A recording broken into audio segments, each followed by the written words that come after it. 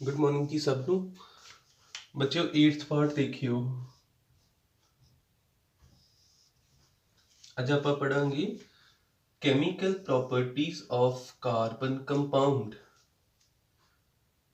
Chemical properties heading ला लेनी।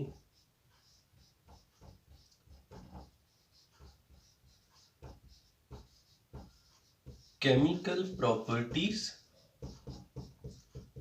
Of carbon compounds भी केमिकली कार्बन ते कार्बन दे कंपाउंड किद्दां रिएक्ट करदे।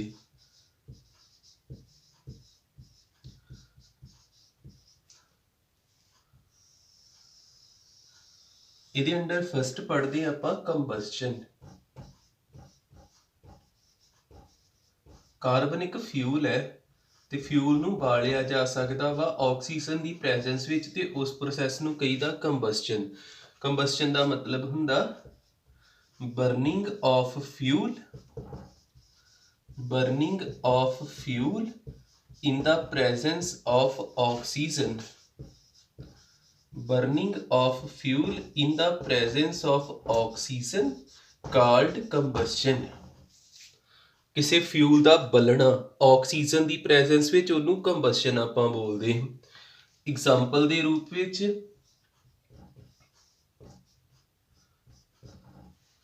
ਦੇਖੋ, ਕਾਰਬਨ ਬਲੂਗਾ ਆਕਸੀਜਨ ਦੀ ਪ੍ਰੈਜ਼ੈਂਸ ਵਿੱਚ ਤੇ ਕੀ ਬਣਾਊਗਾ carbon dioxide plus heat energy. ठीक है। मीथेन CH4 कार्बन का कोई कंपाउंड आ गया, ऑक्सीजन की प्रेजेंस विच बनूगा CO2 ते इत्थे हाइड्रोजन भी इनवॉल्व ही जिहदी मदद नाल वाटर भी बनूगा प्लस हीट एनर्जी।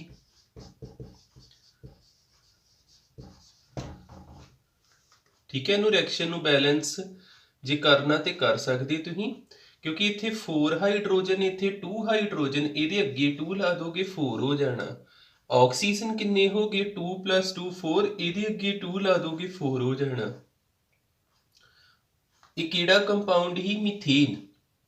ਇਥੇਨ ਵੀ ਵਰਤ ਸਕਦੇ ਆ ਆਪਾਂ C2H6 + O2 CO2 + H2O ਬਣਨਾ ਹੀ ਬਣਨਾ। ਸਿਰਫ ਪਹਿਲਾ ਹੀ ਹੈ ਜੇ ਚ ਕਾਰਬਨ ਡਾਈਆਕਸਾਈਡ ਕੱਲਾ ਬਣਿਆ, ਬਾਕੀ ਸਾਰੇ ਜਿੰਨਾ ਜਿੱਦਾਂ ਦਾ ਮਰਜ਼ੀ ਕੰਪਾਊਂਡ ਲਈ ਜਾਓ ਕਾਰਬਨ ਡਾਈਆਕਸਾਈਡ ਤੇ ਵਾਟਰ ਬਣਨਾ ਹੀ ਬਣਨਾ ਨਾਲ ਹੀਟ એનર્ਜੀ। ਤੇ ਬੈਲੈਂਸ ਕਿਵੇਂ ਕਰਾਂਗੇ, ਕਾਰਬਨ ਇੱਥੇ ਕਿੰਨੇ ਹੈਗੇ 2 ਲਾਤਾ, ਹਾਈਡਰੋਜਨ ਕਿੰਨੇ ਹੈਗੇ 6 3 ਲਾਤਾ 3 2 ਜਾਂ 6, ਆਕਸੀਜਨ ਇੱਧਰ ਕਿੰਨੇ 2 2 ਜਾਂ 4 4 ਤੇ 3 7, ਇੱਧਰ 2 ਨੇ, ਆਪਾਂ ਇੱਥੇ 7/2 ਲਾ ਦਾਂਗੇ ਕਿਉਂਕਿ ਆ O2O ਬਣ ਜਾਣਾ 2 ਦੇ ਨਾਲ ਤੇ 7 ਇਹਦੇ ਨਾਲ ਆ ਗਿਆ 7O ਬਣ ਜਾਣਾ। ਜੇ ਤੁਸੀਂ ਆ ਫ੍ਰੈਕਸ਼ਨ ਹਟਾਉਣਾ ਚਾਹੁੰਦੇ ਪੂਰੀ ਰਿਐਕਸ਼ਨ ਨੂੰ 2 ਨਾਲ ਮਲਟੀਪਲਾਈ ਕਰ ਦੋਗੇ ਤਾਂ ਵੀ ਤੁਹਾਨੂੰ ਬੈਲੈਂਸ ਹੀ ਲੱਭਣਾ। ਠੀਕ ਹੈ। ਜਾਂ ਇੱਥੇ ਮੈਂ ਔਰ ਪਾ ਕੇ ਲਿਖ ਦਿੰਦਾ ਵਾ, ਇਹਨੂੰ ਹੋਰ ਕਿੱਦਾਂ ਲਿਖ ਸਕਦੀ ਇਹੋ ਰਿਐਕਸ਼ਨ ਨੂੰ 2C2H6 + 7O2 4CO2 + 6H2O plus heat energy. सारे एटम गिणोगे हुण भी बैलेंस आ, बस आ फ्रैक्शन वाला पार्ट हट जाता। जिस तरह तुहानू समझ आवे, ये पहली प्रॉपर्टी ही कंबस्शन। कंबस्शन का मतलब हुंदा फ्यूल का बलना, किहदी प्रेजेंस विच ऑक्सीजन की प्रेजेंस विच। दूसरी प्रॉपर्टी आ गई addition. Addition reaction. Addition reaction इच आपां जेकर एडिशन करते हैं हाइड्रोजन की, if hydrogen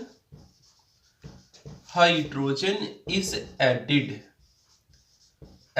then it is called hydrogenation। फिर इस एडिशन नू आपां की बोलांगे हाइड्रोजीनेशन बोलांगे। ते जेकर वाटर नू ऐड करांगे ते हाइड्रेशन बोलांगे। ठीक है। फिलहाल आपां ने अपने सिलेबस च हाइड्रोजीनेशन ही ते आपां हाइड्रोजीनेशन ही करदे। किहदे विच एडिशन करनी आ, इत्थे देखियो पहलो जर्नल रिएक्शन लिखदा अनसैचुरेटेड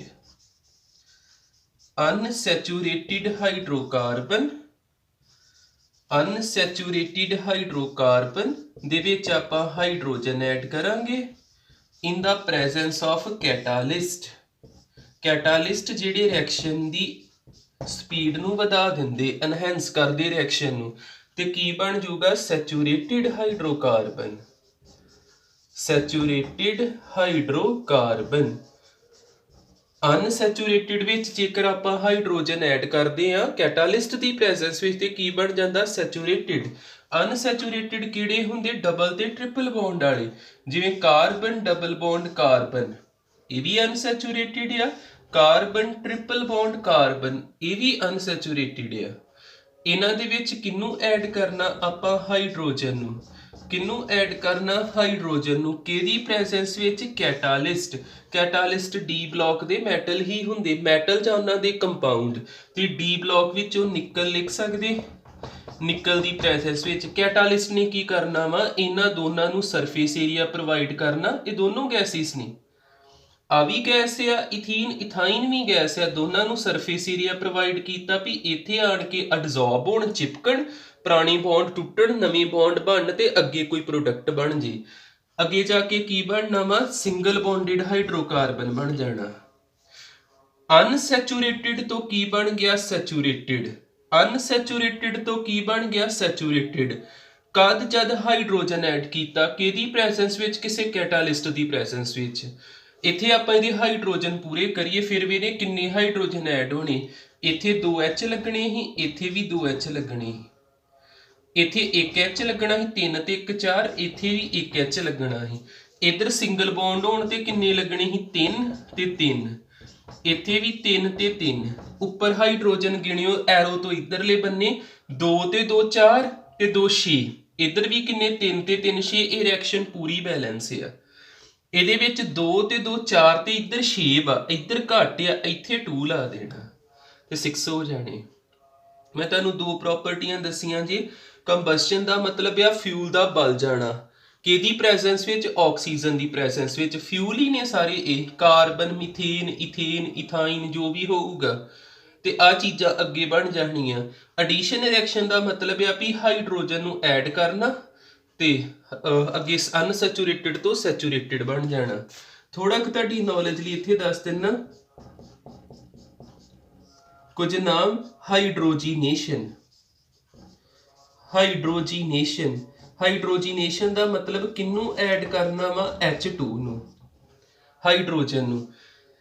ਡੀਹਾਈਡਰੋਜੀਨੇਸ਼ਨ ਜੇ ਲਿਖਿਆ ਪੜ੍ਹਦੇ ਕਿਤੇ ਵਾ 10th ਵਿੱਚ, ਨਹੀਂ ਲੋੜ ਪੈਣੀ। ਡੀਹਾਈਡਰੋਜੀਨੇਸ਼ਨ ਦੇ ਵਿੱਚ ਆਪਾਂ ਰਿਮੂਵ ਕਰ ਦੇਈਦਾ ਕਿਹਨੂੰ? H2 ਨੂੰ।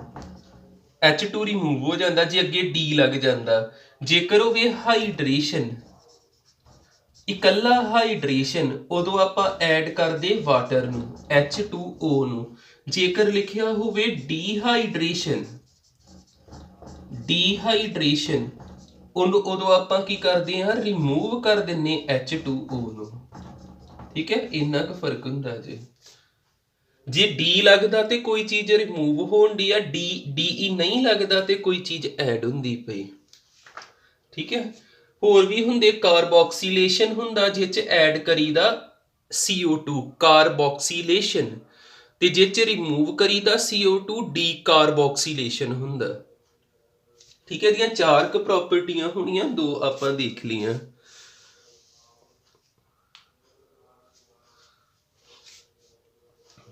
ਜੇ ਮੈਂ ਇੱਥੇ ਲਿਖਦਾ ਕਾਰਬੋਕਸੀਲੇਸ਼ਨ, ਤੁਹਾਨੂੰ ਸ਼ਾਇਦ ਸਪੈਲਿੰਗ ਨਾ ਪਤਾ ਲੱਗਣ ਤੇ ਤੁਸੀਂ ਉਸ ਹਿਸਾਬ ਨਾਲ ਦੇਖ ਲਿਓ। ਕਾਰਬੋਕਸੀਲੇਸ਼ਨ, ਕਾਰਬੋਕਸੀਲੇਸ਼ਨ ਦੇ ਵਿੱਚ ਕਿਹਨੂੰ ਐਡ ਕਰੀਦਾ? CO2 ਨੂੰ। ਤੇ ਡੀਕਾਰਬੋਕਸੀਲੇਸ਼ਨ ਦੇ ਵਿੱਚ ਕਿਹਨੂੰ ਰਿਮੂਵ ਕਰੀਦਾ? CO2 ਨੂੰ। ਇਸੇ ਤਰ੍ਹਾਂ ਹੈਲੋਜੀਨੇਸ਼ਨ 'ਚ ਹੈਲੋਜਨ ਐਡ ਹੋ ਜਾਂਦੇ, ਬੜੀਆਂ ਟਰਮਸ ਆ ਜਾਂਦੀਆਂ, ਪਰ ਆਪਣੇ ਸਿਲੇਬਸ ਦੇ ਵਿੱਚ ਆਪਾਂ ਨੂੰ ਹਾਈਡਰੋਜੀਨੇਸ਼ਨ ਹੀ ਲੱਭਣਾ 10th ਸਟੈਂਡਰਡ ਦੇ ਵਿੱਚ। ਠੀਕ ਹੈ, ਹੋਰ ਆਪਾਂ ਇੱਥੇ ਇਹ ਵੀ ਯਾਦ ਰੱਖ ਲਿਓ, ਜੇ ਆਕਸੀਜਨ ਜ਼ਿਆਦਾ ਮਾਤਰਾ 'ਚ ਹੋਊਗਾ ਨਾ ਐਕਸੈਸ ਵਿੱਚ, ਤੇ ਜਿਹੜਾ ਅੱਗੇ ਜਾ ਕੇ ਫਲੇਮ ਬਣਨਾ ਵਾ, ਜਦ ਅੱਗ ਬਲੂਗੀ, ਲਾਟ ਜੀ ਬਣੂਗੀ ਫਲੇਮ, ਉਹ ਬੜਾ ਹੀ ਕਲੀਨ ਫਲੇਮ ਹੋਣਾ ਜੀ। ਜੇਕਰ ਆਕਸੀਜਨ ਐਕਸੈਸ ਵਿੱਚ ਹੋਊਗਾ ਤੇ ਕਿੱਦਾਂ ਦਾ ਫਲੇਮ ਬਣਨਾ? ਕਲੀਨ ਫਲੇਮ, ਕਲੀਨ ਫਲੇਮ ਬਣੂਗਾ। ਤੇ ਜੇਕਰ ਆਕਸੀਜਨ ਘੱਟ ਮਾਤਰਾ ਵਿੱਚ ਹੋਊਗਾ, ਜ਼ਿਆਦਾ ਨਹੀਂ ਹੈਗਾ, ਤੇ ਉਦੋਂ ਸੂਟੀ ਫਲੇਮ ਬਣਨਾ ਜੀ। ਇੱਕ ਹੁੰਦਾ ਕਲੀਨ ਫਲੇਮ, ਇੱਕ ਹੁੰਦਾ ਸੂਟੀ ਫਲੇਮ। ਸੂਟ ਕਹਿੰਦੇ ਕਾਲਖ ਨੂੰ, SOOT ਸੂਟ ਕਹਿੰਦੇ ਕਾਲਖ ਨੂੰ। ਸੂਟੀ ਫਲੇਮ ਉਦੋਂ ਬਣਦਾ ਜਦ ਕੋਈ ਵੀ ਫਿਊਲ, ਕੋਈ ਵੀ ਬਾਲਣ ਬਲਦਾ ਪਿਆ ਵਾ ਆਕਸੀਜਨ ਦੀ ਕਮੀ ਦੇ ਵਿੱਚ, ਤੇ ਉਹ ਕਾਲਾ ਧੂੰਆਂ ਜਿਹਾ ਪੈਦਾ ਕਰਦਾ, ਸੂਟੀ ਫਲੇਮ ਬਣੂਗਾ। ਤੇ ਇੱਕ ਹੁੰਦਾ ਕਲੀਨ ਫਲੇਮ। ਸੂਟੀ ਫਲੇਮ ਯੈਲੋ ਜੀ ਕਲਰ 'ਚ ਹੁੰਦਾ, ਕਲੀਨ ਫਲੇਮ ਬਲੂ ਕਲਰ 'ਚ ਹੁੰਦਾ। ਇਹਨਾਂ ਦਾ ਜਿਵੇਂ LPG ਵਿੱਚ ਵੀ ਤੇ ਇਹੋ ਹੀ ਹੈਗੇ ਨਾ, ਠੀਕ ਹੈ, ਇੰਨਾ ਕਰ ਲਓ।